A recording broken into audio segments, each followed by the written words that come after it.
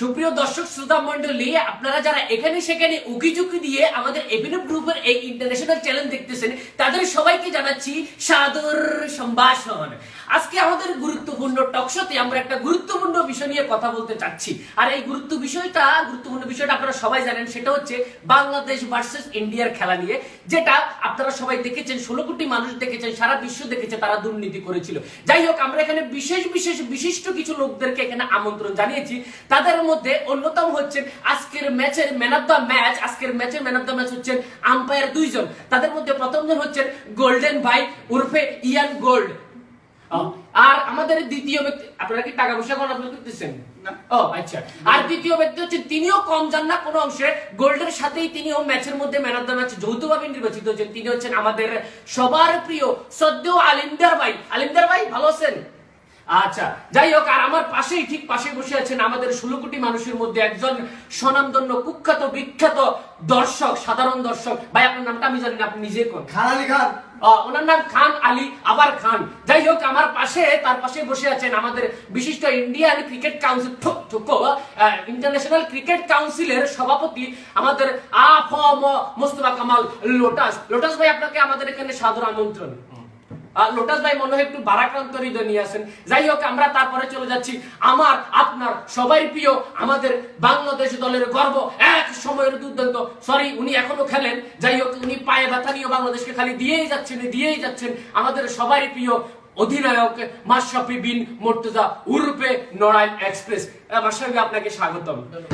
যাই হোক, আমরা আজকের বিষয় ম্যাচ নিয়ে কথা বলবো। প্রথমে আমরা শুরু করতে যাচ্ছি আমাদের আজকের ম্যাচের মহানায়ক, যিনি ম্যাচটাকে পুরো একাই ঘুরিয়ে দিয়েছেন, তিনি হচ্ছেন আমাদের তিনি হচ্ছে আমাদের গোল্ড ভাই। গোল্ড ভাই, আজকের ম্যাচ সম্পর্কে আপনি কি বলতে চাচ্ছেন? আজকে নাকি আপনি ইন্ডিয়ানদের কাছ থেকে আমরা শুনতেছি আর কি কিছু মারে হাতারা রাজ্যের ইন্ডিয়ানরা অনেক টিয়া দিয়েছে, কিন্তু আর ঘরে কতক্ষণ থাকে মার আর লাগে, এটার লাই তো দিছি মাশরাফিরে বড়ি। তার মানে উনি বুঝাইতে চাইছেন যে উনি ইন্ডিয়ান কাছ থেকে তো ঘুষ খেয়েছেন, উল্টা তার পকেট ভরার জন্য আমাদের মাশরাফিরও 40% বেতন কেটে নিয়েছে। এটাই তো নাকি? সেটাই। তা আপনি কি একাই খেয়েছেন না আপনার সাথে কেউ ছিল? আরে কিতাম হেতেও তো আমার লগে আছিল, হেতেও তো শুনাইছি। কি আলিমদারও ছিল? আলিমদারও তো আমরা বাংলাদেশের মানুষ এতদিন ভালোই জানতাম, উনি নাকি 1 নম্বর আম্পায়ার। যাই হোক, আলিমদার ভাই আপনি কিছু বলেন আজকের ম্যাচ সম্পর্কে, এগুলো কি শুনতেছি আপনার নামে? ভাই আর কি দোষ, আর গোল্ড ভাই যেন খাইছে, আইতে তুমি ভালো লাগে। বাঙালির প্রতি আমার আগ থেকে খুব 1971 সালে আমরা একবার হারাইছিল, এখন আমি এই খুবটা আবার দ্বিতীয়বার উড়ে গেছি। এখন কি করব, ইন্ডিয়ারা আমার লগে দুই একটা আলগা মারতে দিতেছে, আর না খাইও হারি না, কি করব?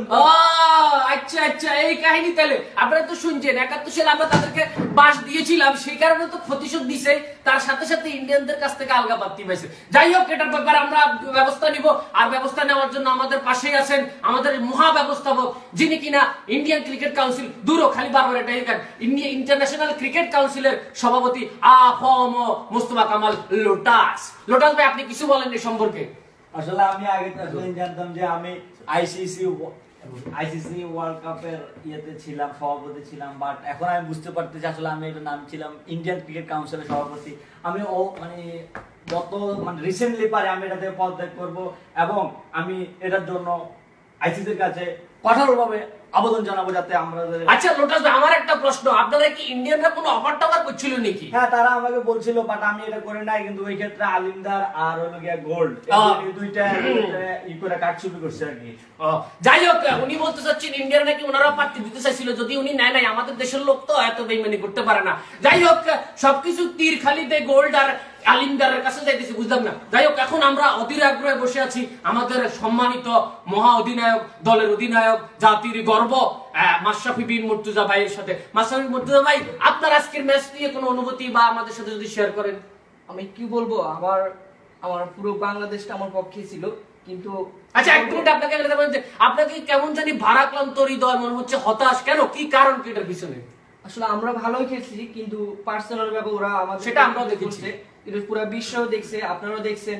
আর বেশিরভাগ আমাদের খুব খারাপ লাগছে, যেহেতু আম্পায়াররা নিরপেক্ষ হয়ে থাকে, কিন্তু এই ম্যাচে আপনারা সবাই দেখছেন, আপনারা জানেন কি করছে ইয়ান এবং আমার শ্রদ্ধা ইয়ান আর আলিমদার ভাই। আমি অনেক শ্রদ্ধা এক্সপেক্টেশন দেখি তাদেরকে, কিন্তু তারা যে আমাদেরকে এভাবে করবে এটা আমি বুঝছি, আপনার সাথে আমারও কান্না চলে আসছে। জানি না এই জালিম দুইটা কিভাবে কাজ করতে পারছে। যাই হোক, এখন হচ্ছে আমাদের সেই এক হিসাবে ধরতে পারেন আমাদের অনুষ্ঠানের প্রধান অতিথি, যাকে আমরা প্রধান অতিথি হিসেবে চিহ্নিত করেছি। তিনি হচ্ছেন, আপনার নামটা কেন বারবার ভুলে যাই? খান। ও খান আলী, আবার খান। যাই হোক, উনি আমাদের সাধারণ দর্শক, তার অনুমতি থেকে আমরা এখন জেনে আসি। খান আলী খান, আপনি কি বলতে চাচ্ছেন আজকের ম্যাচ সম্পর্কে? শুধু আমি না, 16 কোটি বাঙালি আছে ক্ষুদ্র, 16 কোটি বাঙালি যদি একসাথ করে বড় মালা বানিয়ে আলিমদার সাহেব আর গোল্ডেন সাহেবকে পড়ানো হবে। বুঝতে পারছি, আপনি যেহেতু কইতেছেন তাহলে দেরি কেন? আমার পায়ে জুতো আছে না, আপনারা উঠেন না, আপনাদের কাছে কি দেখা যায়? একটা ডলার।